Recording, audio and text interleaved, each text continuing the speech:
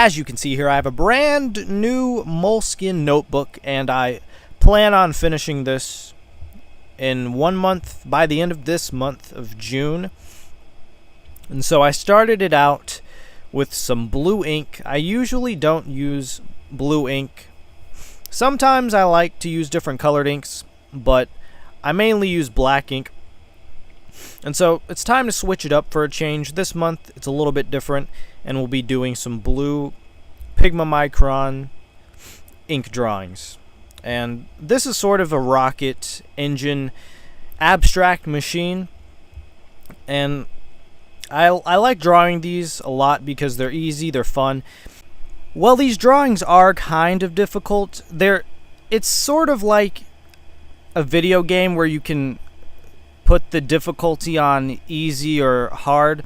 That's how these abstract drawings are for me.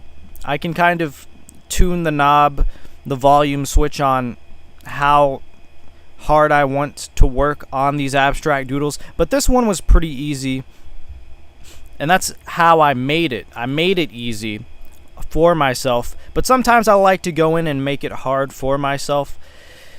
If you get what I'm saying, that's kind of how I make art. If I'm feeling like I just want to draw something, I'll make some easy stuff. But if I want to learn more, if I want to improve, then I'll try things that I've never done before.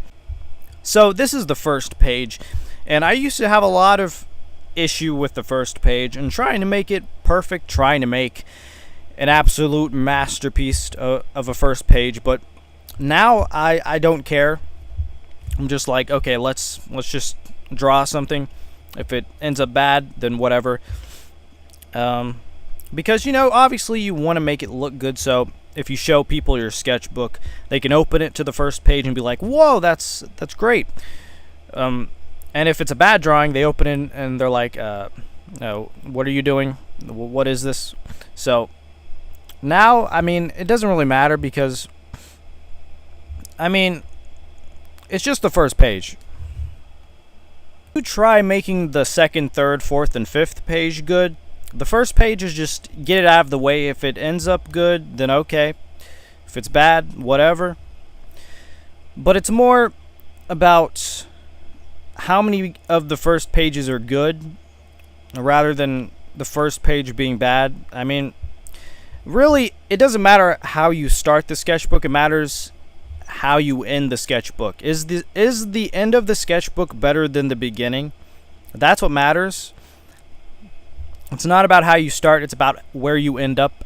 And so don't worry about the first page. I don't think you should. Or you could and sketch out and do it planned and everything, but for me, I don't really care anymore.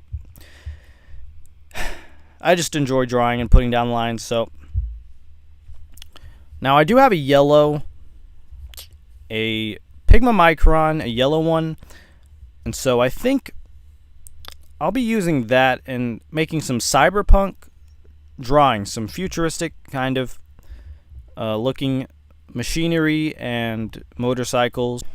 So I've been into making cyberpunk and futuristic dystopian art, but now I'm kind of going in the direction of surrealism and combining the two, of making chaotic abstractions. But I think it would be good. I think making ink illustrations and drawings like Salvador Dali's paintings, I want to make that kind of painting style, but into drawing.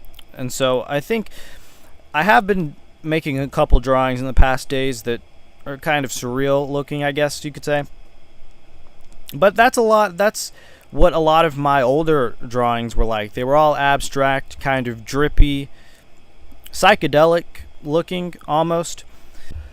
What I noticed at the beginning of this drawing, and I like doing this, but I forget to do it a lot of the times, is to leave blank places of shapes, put levitating shapes in random places, and then my mind kind of just creates the image in my head on the page.